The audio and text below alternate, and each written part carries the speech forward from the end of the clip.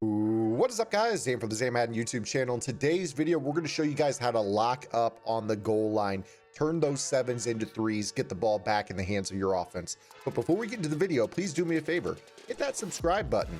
Also, make sure you guys take the time to hit that notification bell so you don't miss any of the uploads coming your way here on the Zane Madden YouTube channel. If you guys want to take your game to the next level in Madden 21, check out my strategy site, gridirongameplans.gg. Gridiron Game Plans is your one-stop source for all things competitive Madden.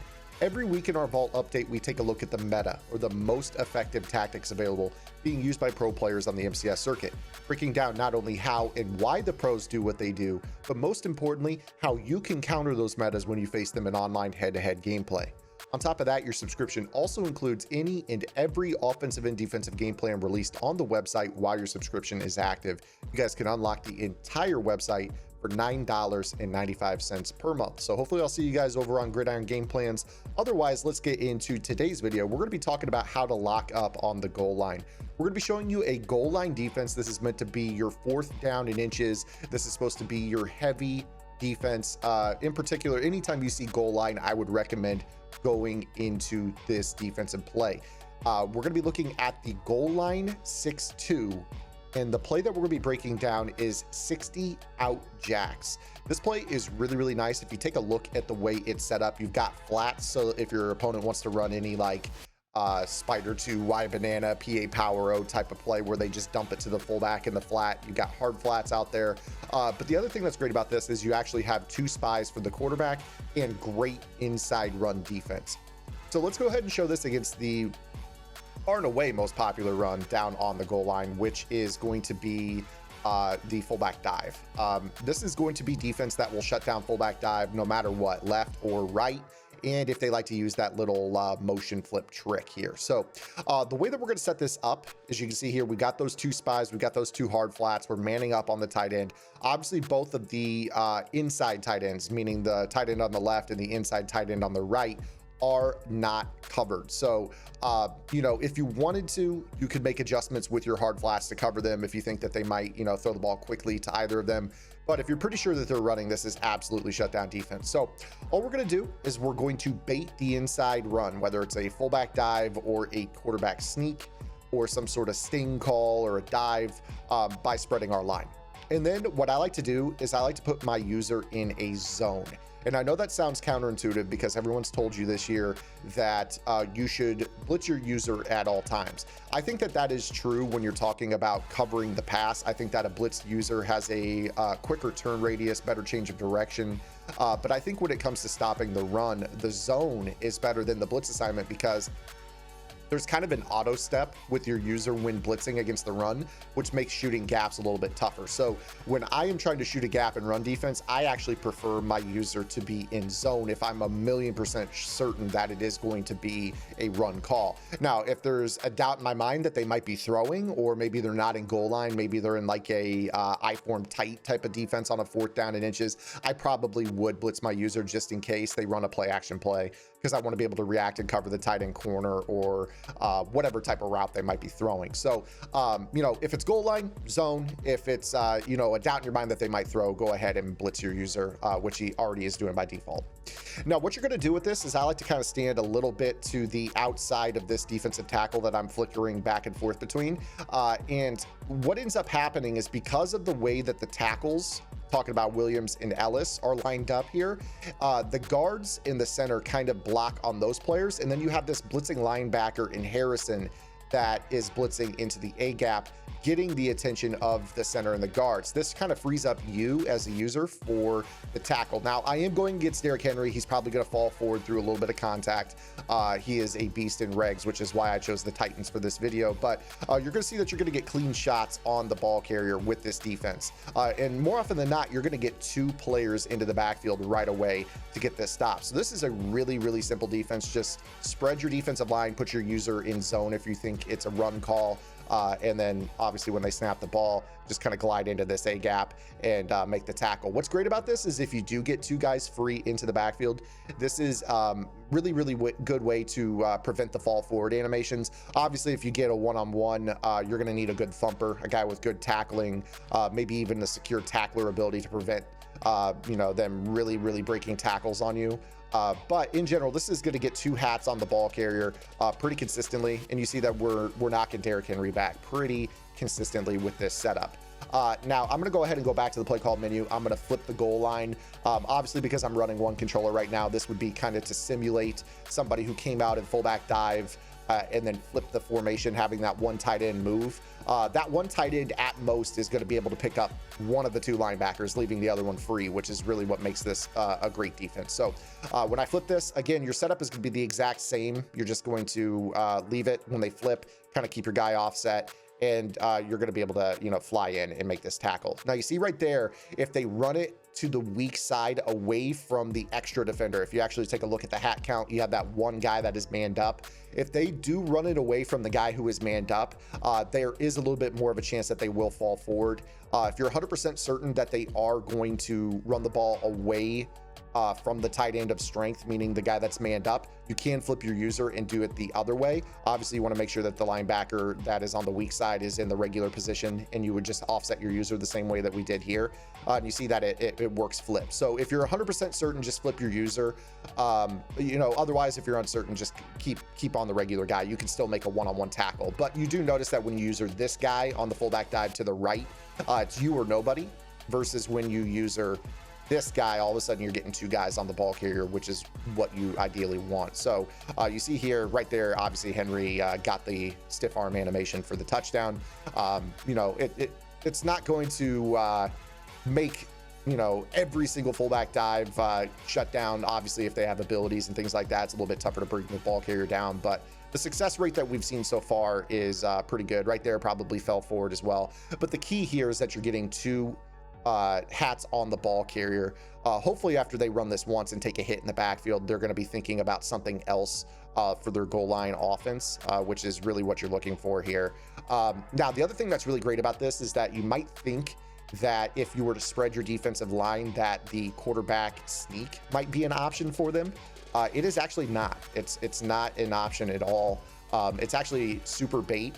And truthfully, if you guys want to, you know, spend the AP on this might be where you can kind of bait some quarterback potential fumbles if you have, you know, tackling abilities. What I would recommend doing is maybe getting a tackling ability on this player right here, Williams, because there's going to be a large percentage of the time that he is unblocked. And you notice that quarterbacks do fumble this year. So, you know, if they get hit, there is a chance that they might fumble. You see right there that even if we didn't touch him, he didn't get in that instance, which is great. But again, more often than not, you're actually going to see that D tackle just swallow him up, like you see right there. And once they take that animation, obviously they're not going to want to risk fumbling on this. So again, this defense is kind of one of the best short yardage defenses in the game as it pertains to the fall forward runs in goal line. Again, you see right here just how kind of swallows him up. Even, you know, a half-yard loss, this ball's not spotted on the 2-yard line, it's spotted right at the 1, give or take an inch or 2, and you're seeing that we're tackling back to the 2-point conversion line, which is ideal. And even if we don't hit him, he's not getting into the end zone because our user can get there. So you know, you can try to experiment maybe with some dive tackle animations. You might have to like get, you know, pretty good practice with your stick. You see right there, he fumbled as I hit the dive tackle animation on him. That's just tapping X. So, you know, obviously that is a little bit more of an aggressive approach, especially if you guess wrong and it's a fullback dive. You know, if you're tapping X right as they snap the ball, and this is actually a handoff to Henry, your user is probably not going to make that tackle because it's a little bit more of an aggressive tackle animation against Henry versus a quarterback where if you do this X tackle, you're going to be able to get the ball to pop loose, which is exactly what happened right here. As you take a look, Tannehill's letting that ball go. And this could be a huge game-changing play, obviously, if you're able to recover that. So again here, just spreading your defensive line, offsetting your user. I prefer a zone assignment. And then that ball's snapped. If it's a QB sneak, just try to tap X. You know, you can maybe get a little bit closer, kind of fidget with your fiddle with your user placement. Again, I kind of just like to stack him right there. You see right there that, you know, even though I tapped X right there, he was able to fall forward. Again, that's why I think it's a little bit more of a risk. If you have to have the turnover, maybe you're down by 6 points late in the ball game and they're going to try to seal the game, that might be a situation where you do try to go for the turnover versus, in a spot where maybe you're up, you play for the more conservative animation that, is just going to hit the quarterback like that, for instance. So, the type of tackle animation you trigger right there is pretty crucial. Now, let's go ahead and go through some of the other goal line runs here that players do like to use, in the short yardage scenario. There is one that beats that, and we will talk about that here. It's actually the Power O, but I want to go ahead and show you Sting. Sting is another run that players, I think it's a very underrated goal line run. I personally think it's one of the best in the game, but this defense is also great against Sting as well. So you're going to see here that, any type of zone run, you're getting 2 guys into the backfield. Any inside run with man-on-man blocking, or any, inside zone type handoff out of goal line is going to be pretty well stopped right here. You see here again, 2 guys on the ball carrier, tackle for -1 on this. Let's go ahead and go into the halfback dive. A little bit more challenging because you're adding a fullback leading up through the A gap. But again, it is something that you should have enough hats on the ball carrier that it's a challenge. It's a real challenge. Again, I do think Power O is probably the best bet here. Again, with this setup, we're gonna go ahead and let them snap the ball. Here's that ISO. You see here that, they're still getting contact in the backfield. It looked like there might have been room here. If it's ISO, again, you can kind of fiddle, like if your guy's getting picked up, try using the other player. But in general, pretty solid run here, or run defense here. You see that Pernell McPhee makes the play there as an AI player. Let's go ahead and go into the run that gives it trouble. This is the Power O. Which unfortunately, that is a really good run against this defense, at least in my opinion. I struggled to stop Power O out of 60 out jacks. But most players don't run Power O down on the goal line. I think that it might spread as a great counter to 60 out jacks, but Power O seems to give me a little bit more trouble. So here with this setup, you see I've got to shoot down like that. Maybe the problem is that you're banking on fullback dive and QB sneak. And your chances are you're flashing into this gap, whereas the Power O is going to hit off guard, basically, off the guard's outside shoulder. It's an inside run to the outside shoulder of the guard. And if you're shooting inside on this pulling play, it's a walk-in touchdown, right? So that's kind of the problem with this run, is that it can get you into a little bit of trouble. Maybe you try, if Power O is an option, maybe try to use this guy and shoot from the backside gap. That could be an option for you. You see right there that maybe if your gap shoot game is really solid, that there is that pulling guard on this. But again, with the general user rules on this play, I tend to use the strong side inside linebacker. So you would have to know that the Power O is coming. But you can see right here that 76 Saffold pulls, and there's this left A gap that I could flash into. If I'd taken a better, more narrow angle, I might have been able to pursue the ball carrier from behind, but I ran into number 64, which was blocking the other D tackle. So your gap shoot against a Power O might be something like, flashing straight down right here from the weak side. But again, you'd have to know that's coming, which is the problem. That's the majority of the problem. If you know that run's coming, that's the gap shoot, right? And that's Madden in general, is, knowing what gaps to shoot. If you know the run. I mean, that's the whole premise of everybody runs fullback dive, everybody runs, QB sneak and short yardage. I know that I've got a gap shoot by spreading my line and using the correct player. And that's the same rules here. I mean, if it's Power O, if that's what they go to every time, yeah, you could definitely, shoot this gap narrow and conservative tackle them. It's just being in the right place at the right time. So guys, that is the Power O. I think that's the best pound for pound run against this defense. Obviously, it is weak. This defense is weak in the pass game. It is goal line 6-2. You've got 2 guys that aren't manned up. If you are worried about them going to throw in this spot, you have to understand that, most players down the goal line, it's a quick pass to the tight end vertical, or it's a dump off in the flat to the running back, or it's a corner route. So you're going to have to key in on those types of things. If they're playing, more of like a PA spot, if you're really worried about that X tight end, just go ahead and hit YYX and the man up X. Now you won't have a hard flat on that side, but at least you have, 2 of the 3 tight ends manned up, a hard flat to the fullback side.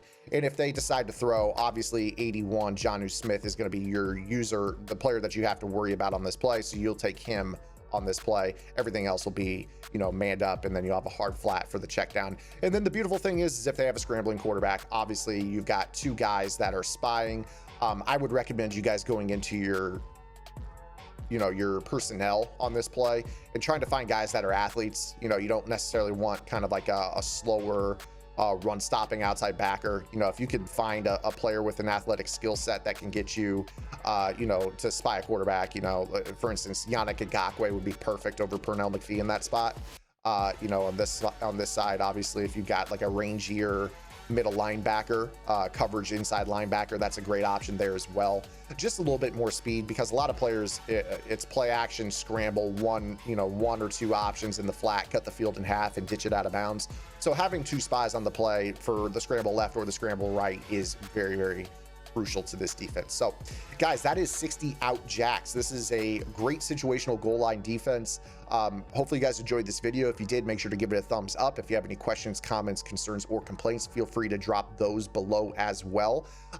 This is a defense I think you'll see a fair amount, not only because of this video, but I've seen it a fair amount when I've run goal line offensively and it stopped me. Wanted to kind of share how this defense works with you guys, and obviously with the Power O, if you know who they're using in particular, the Power O is the key to beating this defense. So you guys got the defense, you got the counter for the defense. It's kind of what we do over on gridirongameplans.gg. So if you guys like this video and you guys want to take your game to the next level, go check out the website. Again, $9.95 will unlock the entire website. If not, that's totally fine. Hopefully I'll see you guys here with our next video upload. Until then, this is Zan. Get in the lab and good luck.